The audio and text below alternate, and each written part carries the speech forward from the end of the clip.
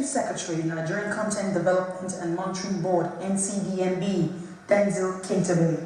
At the commissioning of the project, the Managing Director and Chief Executive Officer, Bell Oil and Gas, Kayode Thomas, told Channels Television that GRE is a good answer to corrosion from chemical attack, microbial-induced galvanic, or any kind of corrosion, and the spooling yard is the first of its kind in Africa.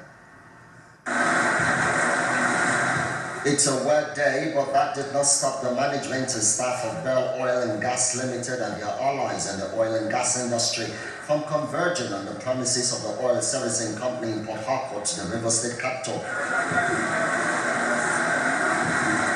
The occasion is the commissioning of Bell Oil and Gas glass fiber reinforced epoxy spooling yard.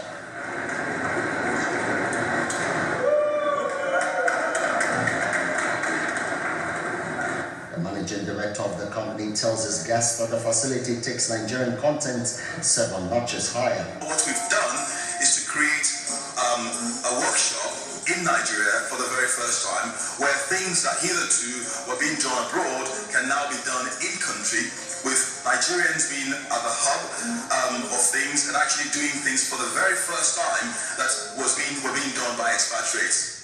And the team took a tour of the different spooling sections of the facility. I think this is a world-class facility, and I'm glad that it's situated in Nigeria. And I am glad that the Nigerian Content Development Board has been a great part of this in terms of mentoring them at the initial stages and encouraging them.